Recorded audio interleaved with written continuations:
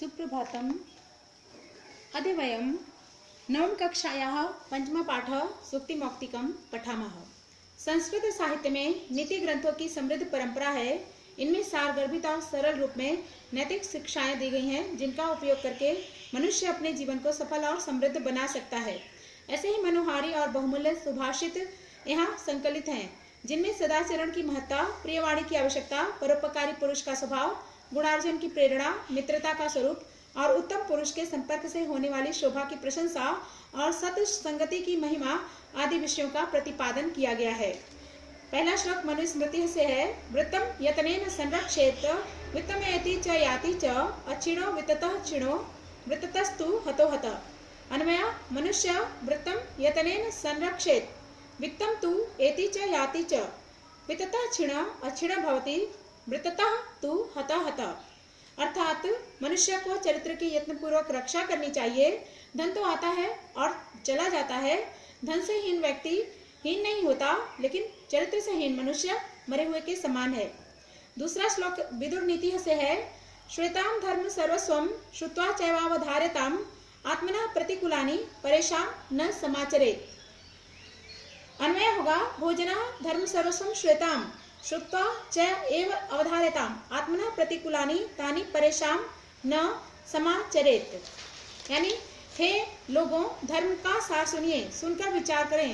जो व्यवहार अपने लिए रुचिकर न लगे उसे दूसरों के प्रति आचरण न करें। तीसरा श्लोक चाणक्य नीति से है। प्रियवाक्य प्रदानेन सर्वे तुष्यन्ति जन्तवः तस्मात् तदेव वक्तव्यम बचने का दरिद्रता।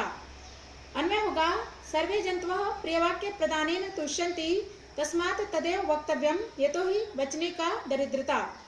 अर्थात सभी प्राणी मधुर वचनों के प्रदान से प्रसन्न होते हैं, अतः वैसा ही बोलना चाहिए। मधुर बोलने में कैसी कंजूसी। चौथा श्लोक सुभाषित रत्न भंडागारम से है। पिबन्ति नद्यः स्वयमेव नाम्भः स्वयं न खादन्ति फलानि वृक्षाः नादन्ति सस्यं खलु वारिवाः परोपकाराय सताम विभूतयः। अन्वय होगा नद्यः स्वयमेव नाम्भः पिबन्ति वृक्षाः स्वयमेव फलानि न खादन्ति वारिवाः खलु सस्यं न अदन्ति सताम विभूतयः परोपकाराय भवन्ति।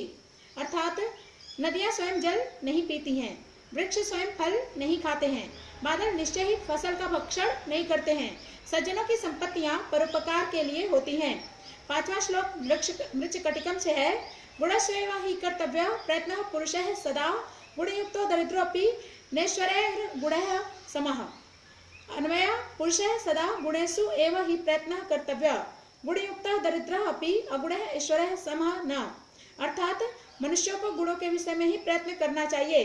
गुणवान दरिद्र व्यक्ति भी निर्गुण सामर्थ्यवान लोगों के बराबर नहीं होता, अर्थात वह उससे कहीं अधिक श्रेष्ठ होता है। छठा श्लोक है नीति शतकम से। आरंभ गुरुवी शैणी क्रमेण लघ्वी पुरा वृद्धिमती च पश्चात दीन से पूर्वार्ध परार्ध भिन्ना छाया मैत्री खल सज्जनानाम। अन्वय होगा खल सज्जनानाम मैत्री दिन से पूर्वार्ध परार्ध भिन्ना छाया इव आरंभ गुरुवी क्रमेण छैड़ी पुरा लघ्वी पश्चात च वृद्धिमती भवती।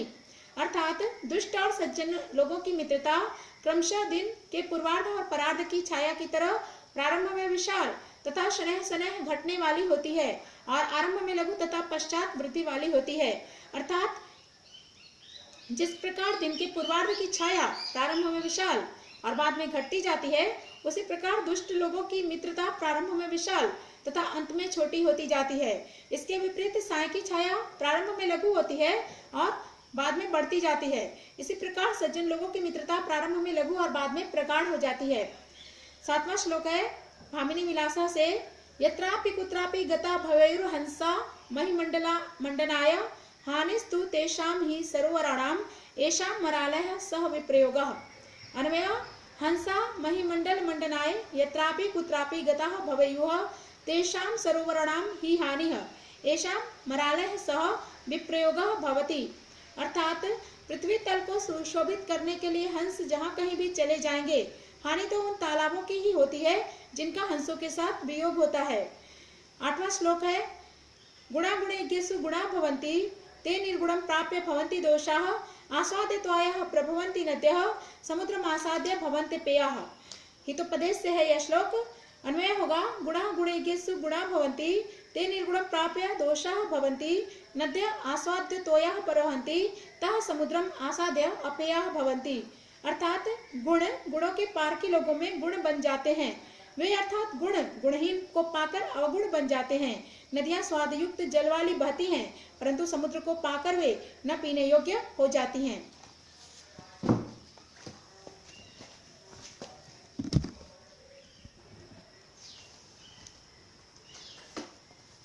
शब्दार्थः वित्तम धनम धन ऐश्वर्य वृत्तम आचरणम आचरण या चरित्र अक्षीण न क्षीण संपन्न नष्ट न हुआ धर्म सर्वस्वम कर्तव्य सारा धर्म कर्तव्य बोध का सब कुछ प्रतिकूलानि विपरीतानि अनुकूल नहीं तुष्यन्ति दोषम अनुभवन्ति संतुष्ट होते हैं वक्तव्यम कथनीयम कहना चाहिए वारिवाह मेघा जल वहन करने वाले बादल विभूतया समृद्धया संपत्तियां गुणयुक्ता गुणवान गुण संपन्न गुणों से युक्त अगुण गुण रहित है गुणहीनों से आरंभ गुर्वी आदौ दीर्घा आरंभ में लंबी क्षयणी क्षयशीला घटती स्वभाव वाली वृद्धिमती वृद्धिमुपगता लंबी हुई पूर्वार्ध परार्ध भिन्ना पूर्वार्धेन परार्धेन च पृथक भूता पूर्वाहण और अपराहण छाया की तरह अलग अलग खल सज्जना नाम दुर्जन सुजना नाम दुष्टों और सज्जनों की महिमंडल मंडनाय पृथ्वी मंडल अलंकरणाय पृथ्वी को सुशोभित करने के लिए मरालय हंसय हंसों से विप्रयोग वियोग अलग होना गुणयज्ञेषु गुण ज्ञातृषु जनेषु गुणों को जानने वालों में आस्वाद्य तोया स्वादनीय जल संपन्न स्वादयुक्त जल वाली आसाद्य प्राप्य पाकर अपेय न पेय न पान योग्य न पीने योग्य।